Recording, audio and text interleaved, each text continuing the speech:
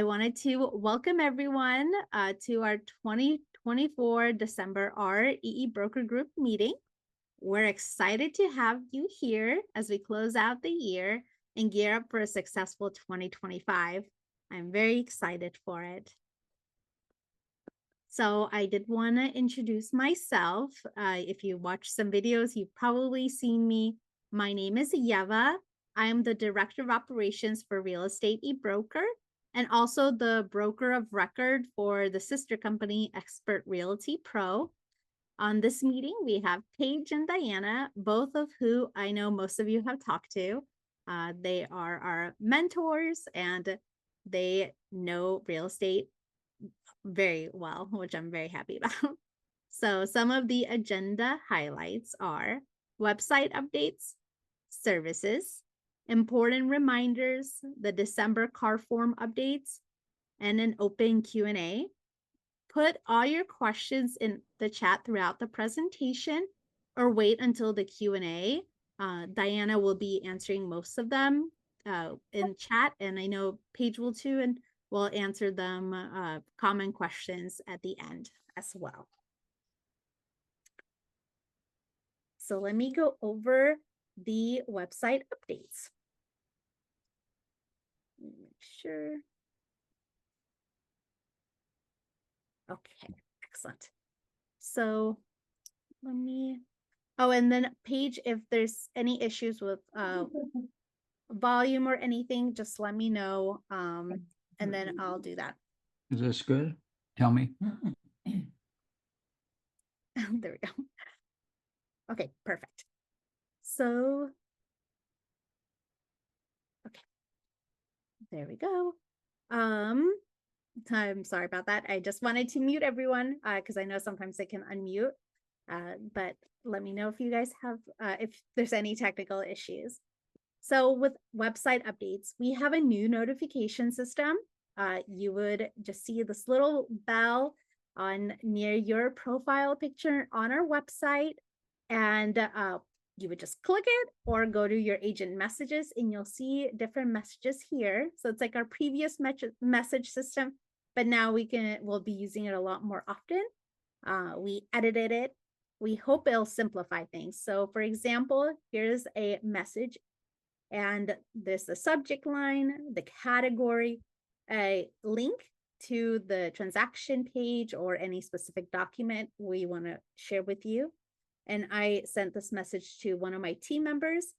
I said, "Hi, Sandy, I see you created a file, but I wanted to quickly remind you that you need to be a realtor to do real estate activity with our eBroker Group. Could you please confirm what association you're joined under? You can respond in the transaction notes under your file or email us at info@rebrokerca.com. And hopefully in the future, maybe if we see that this is popular, we'll allow response inside it, or we just want to simplify the way we talk to our agents. As you know, it's really important for us to make sure that we respond to you and we get your questions answered quickly. The next update is the agent financial report. Before we move forward, since we're on this page, this is the all transactions page. So you would see all your transactions that you've done. Right here is the buyer representation open house pending/rejected offer agreement section. As a reminder, we do need all of your buyer representations, open house visitor forms, anything uploaded into this area. If the DRE asks for it, we have to provide it. It is a DRE regulation, Department of Real Estate regulation, that the broker supervises. Since we are all online, we really need you to upload all the documents. As a reminder to do it 24 hours within receipt or signature. So let's move on to the financial report. Yeah, don't forget. So this is an example of a real agent. I just blocked the information out so we don't call this agent out. But you can choose the dates. It doesn't go, I don't believe it goes further than 2021, possibly 2022. So this is mostly just moving forward. You can see how much commission you've earned, how much broker fees you paid, how much risk management fees are, different types of adjustments, how much like you earn from loans if you're doing loans. And then if you go further down, you can either save it as a PDF or scroll down. You'll see a breakdown under each property address of like how much the broker fee was, the like wiring fee if we wired it, and the risk management fee and how much commission you made. So as you know, we really like to be transparent with our fees, and we hope this will help you as an agent to see it immediately. We are really proud of our fee structure and do think we're the best in the industry. We think that if you believe you will be productive, think about switching to our cap fee schedule. You would only pay risk management once you pay $15,000 in broker fees. This can definitely happen quickly if you are doing dual transactions or selling your own property. So it's just something to think about, and you can contact us if you're interested to learn more or even check out our fee schedule. This is not your 1099, and it might not match exactly your 1099 because we definitely show different adjustments and things like that here. So it might just not. And now we will go ahead to Paige. Awesome. Thank you so much, Yeva. And thank you to everyone for attending today. I just have a few reminders that I want to encourage everybody to be sure to take advantage of. First is our recommended TC vendor, TC for You. So TC for You works directly with the REeBroker Group system to update your transaction files for your broker's compliance. They're also available to start their services with prospective buyers and listings. They know how difficult documentation can be before you've even opened escrow, so they are available for that. Lastly, TC for You is a whole team of experienced TCs. So when your main point of contact is sick or on vacation, you're still going to be getting assistance from the team. So be sure to reach out to TC for You or our office if you'd like to hire them for future files. You can also select the TC for You checkbox in your transaction file directly in the REeBroker Group system, and our team will contact you, make sure that you're good to go. And then their contact information is also listed on our website as well. Go ahead and move to the next slide, please. Thank you very much. I also wanted to remind everybody of a couple of our in-office programs that you could take advantage of. First is our revenue sharing program. So on our website, you'll be able to find and share a unique link with your agent friends when they join REeBroker Group. So if they join and they closed a as they join and if they close a qualified transaction, you'll get $100 per closed transaction. There's no time limit on this as well, so you'll continue receiving this bonus on their closed qualified transactions as long as you're part of REeBroker Group. You'll also be able to find marketing materials on our website that will be updated soon as well. Next slide, please. And then the last item I wanted to mention is a reminder that we do have a loan department. We have a lot of experienced loan officers that would love to help you and your clients who are in need of loans. And you'll get a discount of up to $300 off of your broker fees on these transactions in which you work with an REeBroker Group assigned loan officer. So please reach out to me if you have any questions or if you have any clients who'd be interested, and I would be happy to connect you. Thank you so much. Thank you, Paige, for that. So tax season is coming.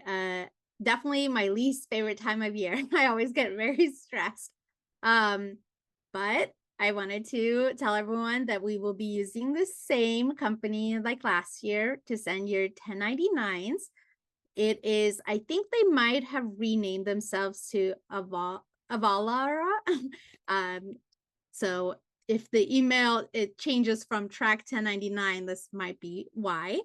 But the email example is right here, and I did hide the URL is much longer, but I hid it for just to make sure that it's not a secret, and the name. But it'll come from Track 1099. You'll see that it's Real Estate eBroker. Issued it for the year. It'll be 2024. You can send us a screenshot and email if you are worried that it's a spam. We'll let you know. But you will have to enter the last 4 digits of your social security number to retrieve it. And some of you already might have asked us for copies from previous years. So we always try to be able to provide those to you, but this is the fastest way. Just email us if there's any questions about getting your 1099, or if you haven't gotten it. Like I said, it should arrive at the end of January, but just email us if you have any questions about it. And then also, based on that, we can't answer any accounting questions or tax related questions. So you do have to find a tax professional to ask those, but I can help you find your 1099 at least. Okay, now the next thing that I wanted to go over is the fraud prevention best practices. We actually encountered this a few times already this year with our own agents in our own brokerage, that there is fraud, especially for vacant lands. And I use this wording from an association that sent like a fraud prevention best practices in general. So I wanted to share with you all, just so you are aware. Vacant lands are the highest. They're the most likely to be scammed, but it can happen on any property. It happens because e-signing, you don't have to show your face. Everything can be online. Even a car has made the documents to be emailed is the same thing as like acceptance. So one thing that I did want to really bring attention to is that do your due diligence. Multiple realtors have detected this fraud early on by questioning the property owners that contact them, especially when they're out of the country or state. Doing due diligence and attempting to contact the listed owner through alternate means is a surefire way to detect fraud. Early detection saves everyone a lot of time and headache. So thank you for continuing to be diligent. But one thing is that hopefully your escrow and your title company also keep an eye out. That's how we were able to find the fraud that was happening with ours. Some tips are meet your clients in person. If you can't do it in person, I like to ask the client to send me a picture of their ID and meet via Zoom so I can see their face, or even Skype or Facebook messaging, WhatsApp video, FaceTime, anything. Just you can do it face to face. Usually sellers and buyers will absolutely understand if you want to look at their ID. If they don't, maybe you can ask why, but you can explain to your client that fraud is happening and you're trying to prevent that. Do a title search. If you don't have a title representative, we do have a preferred one. It's First American Title, Jeffrey Lipsy. You can email him with your cell phone number and email, and he'll get you a free account with the First American Ignite RE. And that's the one I like to use for the title search. But of course, if you have other title vendors, that's absolutely fine. Doing a title search and asking for ID is best practices. It is safer for you and will not waste your time if there's fraud happening. And also, even if there's no fraud happening, our office has encountered many situations where looking at title, we helped our agents know they need more signatures on their listing agreement. Sometimes somebody doesn't realize they need their joint tenant to sign or joint owner. So you just want to look at the title, and also you'll see that it might be a trust. So you want to make sure that it's the trust name on the documents, not just the signee. One big thing I wanted to really point out is the car resources. you're paying a lot of money for a car. You got to use them and their resources.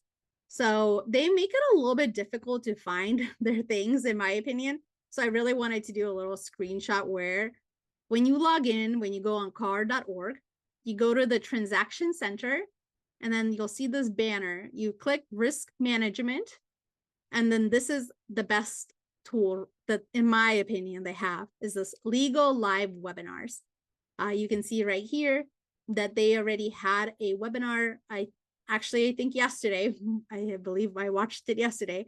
They have webinars a lot of the time, and they did a pre-recording for part 1, which is more rental lease and tenants, but part 2 was real estate sale and purchasing, which was really important to us. I highly suggest after this webinar, when you're having fun, if you're bored at night, watch some of these videos. They do put out the recordings, so you don't need to watch them live most of the time. And there are a lot of changes that are happening again this year. There's about 28 forms that have revisions. There's new forms, so watch the video. There's even more changes to the residential purchase agreement. But we will talk about the forms another time, because they might not release them all this month and they keep wanting to do changes. We'll discuss on some of the forms towards the end some changes, but we're just not going to go into detail. So I do highly suggest you checking out the car videos. The checklist will be updated on our side, and the instruction and video training will also be updated. Now I wanted to talk about the new laws of 2025. There's quite a few that came out, but I wanted to highlight 2 different ones. So as you all know, that the buyer representation agreement was required based on the NAR settlement. So NAR and CAR did require it. Now California requires it. So the Department of Real Estate notified us that everyone is required to have a representation agreement. So you can see, and this is, I pulled this from CAR because they summarized it, but you can see that it applies to almost every type of transaction sale. If it's a lease or rental agreement, you don't need to have the buyer representation. We do recommend you having a tenant representation just because it makes things more clear. But now, even if you're doing a commercial real property sale, vacant land sale, you got to get that representation agreement. And as an like how I showed you a few slides ago, please upload your agreements. I'm hoping to update our transaction platform so you can start uploading it for maybe prospective buyers specifically, but for now, just upload your agreements there. And the next law is, it has to do with the rental and leases. If you do any of that, just be aware now that the housing providers, the landlords, are going to have to do pictures demonstrating before and after, like during move-in and then move out, post clearing and everything. They're going to have to demonstrate it for the deductions. So it is just something that you might want to help keep track of. Obviously, we don't do property management, but if we help the housing provider, we might have like a folder for them and upload the pictures there. So that is something that you will need to help your clients out. So make sure to read the law here. Okay, now the big one, the buyer representation broker commission a form. So let's look at the draft. I wanted to really make it very specific. This is a draft that CAR has not yet released, but they are showing it to us so we can look at it and talk about it. So this is, it's about 5 pages long. I only pulled out page 1 and page 5 to discuss. Page 1 is the one that goes into a lot of detail. So let's go through it. And anything red is the one that they made changes to. So right at the beginning, there is the buyer and the broker. I did really want to emphasize that if you are the buyer as an agent and you're using your license, you need to have a representation agreement with us, with your brokerage. It doesn't matter if you're the only buyer, you still need to have an agreement with your brokerage. You're using your license. Look out for the representation period limit. It cannot exceed 3 months if it's an individual. And then the default for this agreement is non-exclusive. If you want to make it exclusive, you need to mark 2 areas. So you need to mark this box right here on 8.2 and then initial in paragraph 15. Same thing with your client. Now for the property type, this is still page 1, so I just cut it up. Most property types for purchase need this agreement. If you're doing a rental lease, we suggest doing a tenant representation agreement, but we don't require it. However, for purchase, we do require this form, and it is something that you need to upload. You can enter the locations, additional description. It's nice. This form is nice. It's BIP, the buyer identification of preference and priorities. And basically your buyer can say exactly what they're looking for, what they want. And now the property type, they made it a little bit more simple, where it's usually the single family residential. But if they're looking for, say, just vacant land, you can check that and then check the vacant land. And then if you guys have any questions about these, we can definitely go back to the slides during the Q&A. Now this is a big slide, I know. So this is the compensation. This is very important for everyone right here.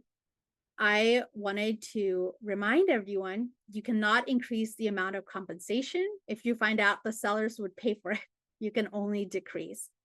You can't increase it, only decrease it. So you do want to maybe aim high, and then you can decrease it later. If I know that they added this wording, see attached broker created compensation schedule. If you create a compensation schedule, we won't create one for you, but if you create one, you can send it to us for approval. We can take a look, give you any advice or feedback. Otherwise, you can just do like you usually would have done. One thing I did want to say, because this happens quite a bit, especially if an agent wants to represent themselves, you're able to set your own commission with your clients. The broker fees will still be calculated based on a minimum agency of 2.5%. So if an agent wants to reduce the commission cannot be reduced lower than the total office fees plus a refundable $1,000. The refundable $1,000 may be used if the transaction is abandoned, the broker has to step in, or if critical forms are missing. So what does this mean? It means that, say you're the buyer and you don't want to take any commission. Well, technically, commission is the brokerage's commission. So if you want representation under our brokerage, we don't allow you to waive your commission. So you could say the property will be under $1 million. That is usually if you're under the flat fee schedule, it'll be $500 per million, plus $135 for the risk management, and plus the $1,000 that's refundable. So you would, instead of a percentage here, you could put the exact amount here. Like we suggest, even if you're representing yourself, put a percentage, because what if the seller ends up paying for it? So why not? But so the total for under $1 million property for a flat fee schedule will be about $1,635. So you could enter it right here. We just do this because we're still liable. You're using your license, our license for these transactions. So we don't allow our agents to waive their commission. They can reduce it. We allow that, but check with us how much. Okay, now this one is a huge field. I was a little bit surprised. I emailed the DRE when this came out as a rule, but be aware of this field. If your client checks this box and the sellers do not pay for the compensation for your services, so the buyers try to negotiate with the sellers refuse, your client and you can cancel the representation. You will not be forced to represent without a commission. So you don't have to do any additional work for your client if they're not going to pay you. And obviously we would not want you to, but you did put work into finding them a property.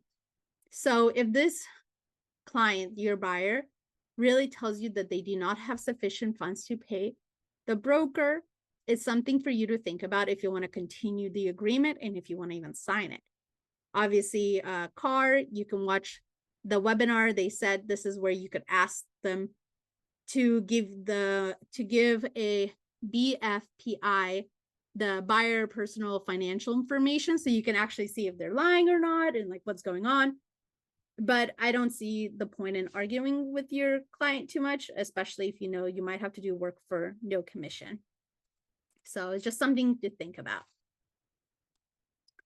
Okay, this is the last page of the buyer representation broker compensation form. And this comes up everywhere. This is the entity buyers. So it comes up in the RPA, in the listing agreement, in this buyer representation. Make sure that the full entity name is written fully out. Usually trusts have a dated January 2024, whatever, like part of their name. But now CAR is making it clear that you could have a simplified name later on if this is filled out correctly.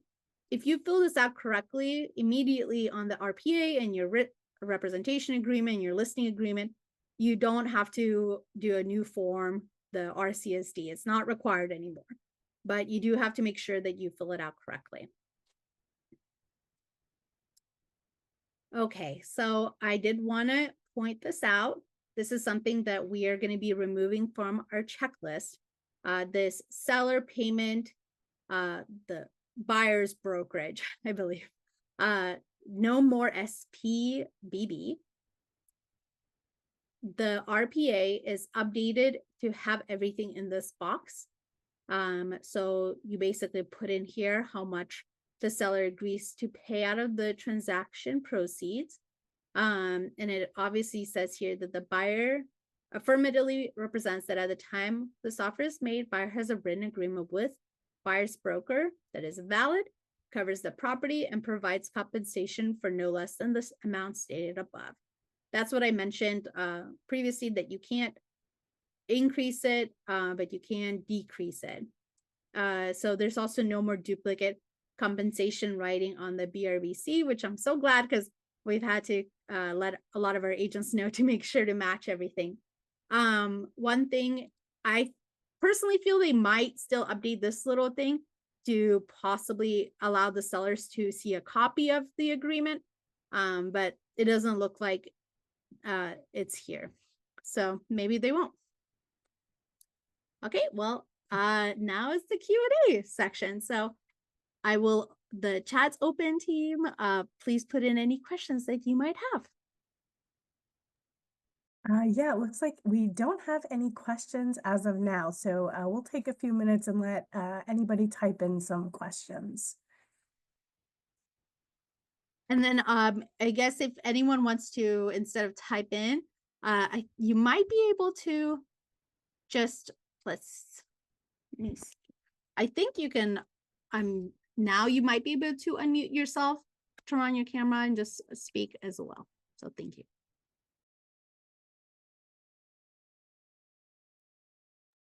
Yes, we will be sending everyone a copy of the webinar. I don't believe we'll email it directly, but we do post these on our YouTube. So I'll make sure to have it posted probably tomorrow. And so you'll be able to see it then. It'll be on our YouTube channel and on our website, of course. Excellent. Okay. Well, I really perfect. We'll leave it open for a few more minutes so we can all discuss different things. But oh, so Adela, so the sister company, it's whoever has been with us for a while. They know that we used to also have broker services a few years back. It's a MLS only sister company, Expert Realty Pro. I am the broker of record for it. We don't require agents to be part of an association, CAR or NAR. Well, they can't be, because the rule is that the broker has to match the agent's membership status. So you can't be a associate member while you are under the MLS only brokerage. One bad thing is I personally really like the CAR forms, but I know that people don't want to pay their yearly dues. They don't want to join it because of all the different changes. So you can use a third-party form. First Tuesday Realty Publishing does provide those real estate forms. So you can use those instead for your transactions. So they are not a perfect match to CAR forms.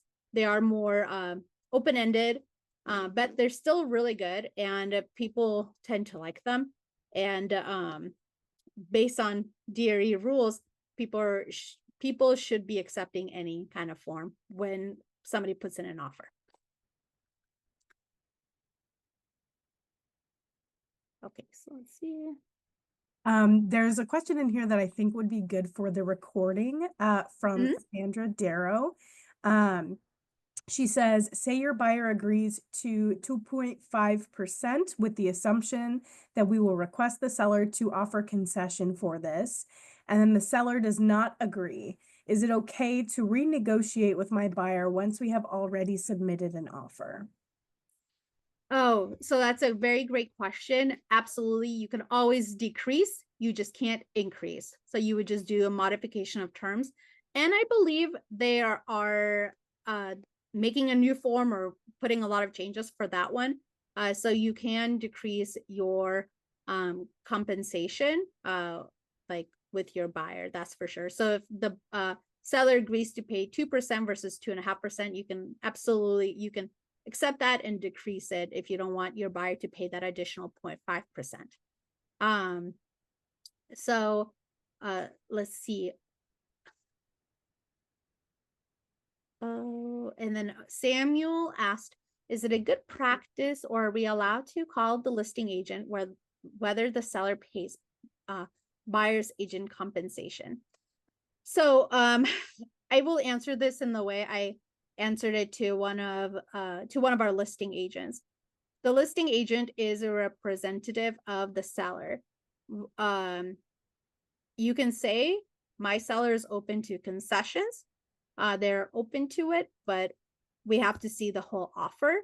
And so of course you can call and ask, but if they're a good listing agent, they're not going to tell you, yeah, my seller will absolutely pay this much, because the listing agent is supposed to be representing the seller and get the most money for their seller. Same thing as the buyer.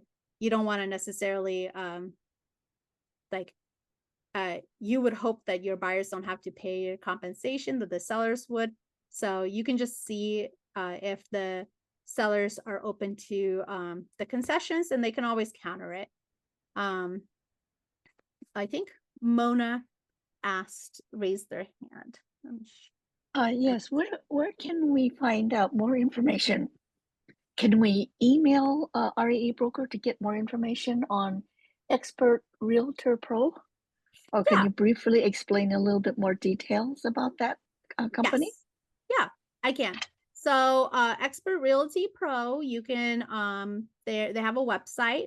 It's similar fee schedule to the real estate e-broker. And what you can do is I will put it here. I'll put it in my chat to everyone in this meeting. This is the email you can email us at if you're interested to know more. And we can help out with that, and I can answer any questions. expertrealtypro.com. So let's see. We actually have a follow-up on a question. I did see that Diana Mhm. answered it, but I thought it would be good to record as well.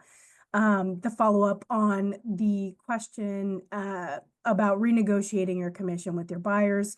The question was, would we then need to send that to the seller as an addendum? Oh yeah, so that is a very great question. No, yeah, like Paige said or Diana answered, this is a modification of terms for the buyer representation broker compensation agreement. Same thing that the listing agent wouldn't have to tell the buyer's agent about any modification to the listing agreement. So that doesn't have to change. One thing is that say the sellers are offering like they're offering to pay 2% and then you guys negotiate the buyer's agent and the buyer negotiate that the compensation will be 1%. That would have to, I think, be at least stated in an addendum for credits, so they would see it that way, just because they would see that it's technically the RPA is stating that that's how much the seller will pay the agent. So if suddenly you negotiate less than that, you're not going to get paid that much. The escrow is not allowed to pay you more than what the agreement says. And then Adela did ask if a realtor working with the sister company, and you're working with REeBroker Group, it's not a dual agency, and that person who is working with Expert Realty Pro is not considered a realtor. A realtor is a CAR member, so they would just be a real estate salesperson.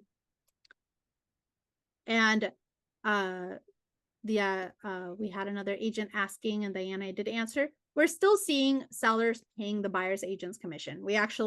It's very rare that we don't see that. We do see it. It's just sometimes it's slower, but we do see it pretty often. Also, I wanted to add to that, we've also been seeing sellers paying a portion of that compensation and then the buyers paying the remainder. So it's really kind of all across the board.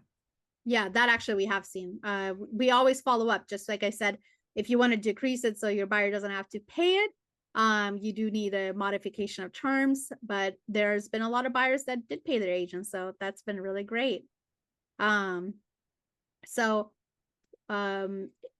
a question that says, okay, in this new NAR settlement, when you close escrow, are we, the agent, be the ones to report all the information such as the buyer compensation, or is it our board that does that? So, in the MLS, you're right. Diana did answer that it's the listing agent that would enter the amount of concessions paid to the buyer's broker. I believe that really depends on the MLS. Some of them are not even, they just fully removed all that. So you really have to check your MLS rules. But to escrow, you are required to send them the agreements. You're the one that tells escrow. Okay, so Adela mentioned that she's seeing sellers are paying the buyer's agent commission with good offers. So yeah, I think sellers understand. And California was always on top of this. I think maybe other states were not as much, where they try to trick sellers, but sellers always have the option to not pay. So we're just seeing people kind of catch up. So we'll see how that goes. Okay. Let me see.